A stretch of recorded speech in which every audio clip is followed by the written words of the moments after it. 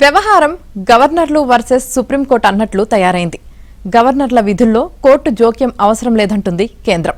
అయితే ఉద్దేశపూర్వకంగా గవర్నర్లు బిల్లుల్ని వీటో చేస్తే చూస్తూ ఊరుకోవాలా?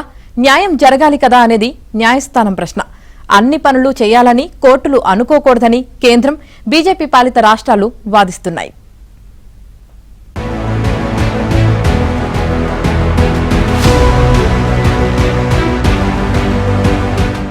ఎన్టీఆర్ హయాం నుంచి దేశంలో చాలా మంది గవర్నర్లకు రాష్ట్ర ప్రభుత్వాలకు మధ్య అభిప్రాయ భేదాలు రావటం, బిల్లుల్ని తొక్కిపెట్టడం సాధారణమైంది. తమిళనాడు లాంటి రాష్ట్రాల్లో ఇప్పుడు అదే జరుగుతోంది. అయితే చట్టసభలో ఆమోదించిన బిల్లులకు గవర్నర్లు గడువులు విధిస్తామని సుప్రీం చెప్పడంతో కేంద్రం, బీజేపీ పాలిత రాష్ట్రాలు భగ్గుమన్నాయి. ఎన్నికైన రాష్ట్ర ప్రభుత్వాలు అసెంబ్లీలో ఆమోదించి పంపిన బిల్లులను తిప్పి పంపకుండా, ఆమోదం తెలపకుండా తొక్కిపట్టడం ద్వారా గవర్నర్లు వాటిని వీటో చేయగలరంటే ద్రవ్య బిల్లులు సైతం అలాగే ఆపే అవకాశం ఉందని సుప్రీంకోర్టు ఆందోళన వ్యక్తం చేసింది. అలాంటి పరిస్థితే వస్తే అది సమస్యాత్మకమని వ్యాఖ్యానించింది. అయితే బిల్లులకు ఆమోదం విషయంలో గవర్నర్లకు, రాష్ట్రపతికి ఉన్న స్వతంత్ర అధికారాలను బీజేపీ పాలిత రాష్ట్రాలు సమర్థించాయి. చట్టాలకు కోర్టులు ఆమోదం ఇవ్వలేవని, ప్రతి వ్యాధికి కోర్టు ఔషధం కాజాలదని వాదించాయి. బిల్లులకు ఆమోదం ఇవ్వగల అధికారం రాజ్యాంగం ప్రకారం రాష్ట్రపతికి, గవర్నర్లకు మాత్రమే ఉందని, అంతే తప్ప ఆమోదం ఇచ్చినట్టుగా పరిగణించడం అనే పద్ధతే రాజ్యాంగంలో లేదని మహారాష్ట్ర తరపున వాదనలు వినిపించిన సీనియర్ అడ్వకేట్ హరీష్ సాల్వే స్పష్టం చేశారు. బిల్లులను నిలిపివేయటం అనేది గవర్నర్కు ఉన్న 4వ ప్రత్యామ్నాయం అని వివరించారు. ఒక బిల్లు గవర్నర్ దగ్గరకు వస్తే ఆమోదించవచ్చు, లేదా శాసనసభకు తిప్పి పంపొచ్చు, లేకపోతే రాష్ట్రపతి పరిశీలనకు పంపించవచ్చు. బిల్లులకు ఆమోదం ఇవ్వకుండా నిలిపివేసేందుకు గవర్నర్లకు ఉన్న అధికారాన్ని రాజ్యాంగం గుర్తించిందని, దాన్ని వీటోగా పేర్కొనటం తప్పుదోవ పట్టించడమేనని అభ్యంతరం తెలిపారు హరీష్ సాల్వే. గవర్నర్ కు ఒక బిల్లు ఆమోదం తెలపకుండా నిలిపివేసే అధికారం ఉందని కేంద్ర ప్రభుత్వం స్పష్టం చేసింది.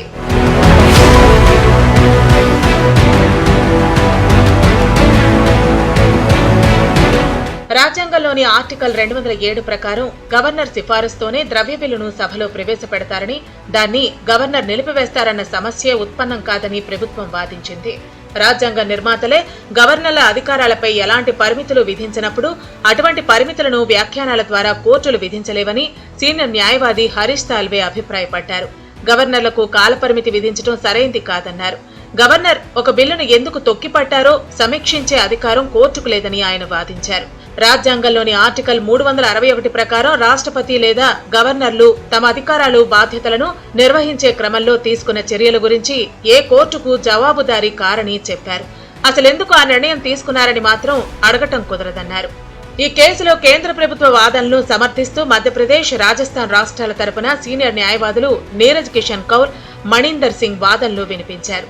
ఉత్తరప్రదేశ్, ఒడిషా తరపున వాదనలు వినిపించిన అదనపు సొలిసిటర్ జనరల్ కెఎం నటరాజ్, రాష్ట్రపతి, గవర్నర్లకు కార్యనిర్వహణలో స్వతంత్రత ఉందని, బిల్లులకు ఆమోదం ఇచ్చే విషయంలో వారికి సంపూర్ణ విచక్షణాధికారం ఉందని పేర్కొన్నారు. రాష్ట్రాల అసెంబ్లీలో ఆమోదించిన బిల్లుల విషయంలో కోర్టులు వారికి ఎలాంటి గడువు నిర్దేశించలేవని తెలిపారు. గోవా సర్కారు తరపున వాదనలు వినిపించిన ఏఎస్టీ విక్రమ్జీత్ బెనర్జీ కూడా రాజ్యాంగం ప్రకారం గవర్నర్ ఆమోదం లేనిదే బిల్లు చట్టరూపం దాల్చే ప్రక్రియ సంపూర్ణం కాదని, కాబట్టి ఆమోదం ఇచ్చినట్టుగా పరిగణించడం అనే భావనకు అవకాశమే లేదని వాదించారు. ఇప్పుడు సుప్రీంకోర్టులో జరిగేది ఏంటంటే, గవర్నర్లు బిల్లులు ఆమోదం ఇవ్వకుండా వాళ్ళ చేతిలో పెట్టుకోవచ్చా, లేకపోతే రాష్ట్రపతి చేత పెద్ద కేసు జరుగుతుంది. దానికి సుప్రీంకోర్టు అడిగింది ఏంటంటే, మాకేం హక్కు లేదా, ఇలా గవర్నర్లు వాళ్ళ బిల్లులు పాస్ చేయకుండా నెలల దగ్గర పెట్టుకుంటే ఎందుకు హక్కు లేదు, రాజ్యాంగం మాకు పర్మిషన్ ఇవ్వట్లేదు అని అడిగితే, హరీష్ సాల్వే అందరికంటే సీనియర్ అడ్వకేట్, గవర్నమెంట్ తరఫున వాదించే వ్యక్తి ఏమన్నాడంటే, మన రాష్ట్రపతి హక్కు లేదు, రాష్ట్రపతి గవర్నమెంట్ చెప్పిన బిల్లు వెంటనే ఆమోదం ఇవ్వాలి, అది మన కాన్స్టిట్యూషన్ చెప్తుంది. కానీ గవర్నర్లు వచ్చేటప్పటికి డిస్క్రిషనరీ పవర్ ఇచ్చారు, వాళ్ళు ఆలోచించి చేయొచ్చు. వాళ్ళు కేబినెట్, ముఖ్యమంత్రి చెప్పింది, అసెంబ్లీ చెప్పింది వినాలని ఎక్కడా లేదు రాజ్యాంగంలో. అందువల్ల సుప్రీంకోర్టు దీంట్లో ఇంటర్ఫియర్ అవ్వకూడదు, స్పెషల్ పవర్స్ వాలి అని హరీష్ సాల్వే చెప్పాడు. ఇప్పుడు సుప్రీంకోర్టు మొదలు వచ్చింది ఏంటంటే, గవర్నరు పవర్లు వేరు, రాష్ట్రపతి పవర్లు వేరు. రాష్ట్రపతికి ఇంకా పవర్లు ఒక రకంగా తక్కువ ఉన్నాయి. పార్లమెంటు, కేబినెట్ ఏ సలహా ఇస్తే ఆ సలహా మీద రాష్ట్రపతి నడవాలి. అది గవర్నర్ స్టేట్ కేబినెట్ ఇస్తే చేయాలని ఎక్కడా రాజ్యాంగంలో లేదు. సో ఈ తగు ఇలాగ వచ్చింది. తగు రాకుండా ఉంటే బాగుంది. తగు రావటం ఒక ఫెయిలియర్ మన రాజకీయాల్లో. గవర్నర్లు ముఖ్యమంత్రులు తగు అవాయిడ్ చేయాలి. రాజ్యాంగం వస్తమానం ఒక దెబ్బలాట ఫైట్గా తీసుకొస్తే రాజ్యాంగం వీక్ అయిపోతుంది, దేశం రాజకీయ పరిస్థితి కూడా వీక్ అవుతుంది. శాసనసభ ఆమోదించిన బిల్లును గవర్నర్ ఆమోదానికి పంపినప్పుడు దాన్ని తాను సమ్మతిస్తున్నానని లేదా సమ్మతిని నిలిపివేస్తూ రాష్ట్రపతి పరిశీలనకు పంపిస్తున్నానని ఆయా రాష్ట్ర ప్రభుత్వాలకు తెలియజేయటం గవర్నర్ బాధ్యత. ఏవైనా అభ్యంతరాలుంటే వాటిని తెలియజేస్తూ తిరిగి శాసనసభకు పునః పరిశీలనకు పంపటం తప్పనిసరి. అదే బిల్లును సవరణతో శాసనసభ ఆమోదించి పంపితే గవర్నర్ వెంటనే ఆమోదించక తప్పదు.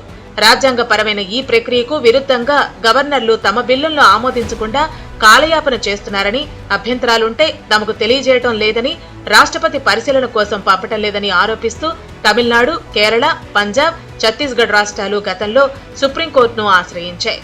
శాసనసభ పంపిన బిల్లులను ఎలాంటి పరిశీలన చేయకుండా 3 ఏళ్లుగా గవర్నర్ తన వద్దే అట్టే పెట్టుకోవటం వివాదాలకు దారితీసింది.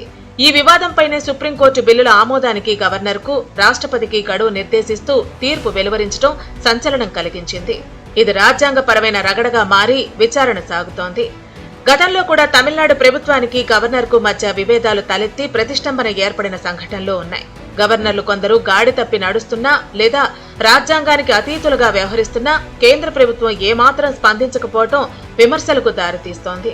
కేంద్రంలో అధికారంలో ఉన్న పార్టీ రాష్ట్రాల్లో లేనప్పుడు అలాంటి రాష్ట్ర ప్రభుత్వాలను గవర్నర్లు ముప్పు తిప్పలు పెట్టడం నిత్యకృత్యమైంది. ముఖ్యమంత్రి, మంత్రిమండలి సలహాల ఆధారంగా నిర్ణయాలు తీసుకోవటం రాజ్యాంగ విధి. గతంలో ఇందిరాగాంధీ ప్రభుత్వ హయాంలో ఉమ్మడి ఆంధ్రప్రదేశ్ గవర్నర్ గా రామ్లాల్ ఉన్నప్పుడు ఆనాటి ముఖ్యమంత్రి ఎన్టీఆర్ ను కాదని నాదెండ్ల భాస్కర్ రావును ముఖ్యమంత్రి స్థానంలో కూర్చోబెట్టారు. ఇలాంటి సంఘటనల వల్ల గవర్నర్లు కేంద్రానికి ఏజెంట్లా అన్న ప్రశ్న తలెత్తుతోంది.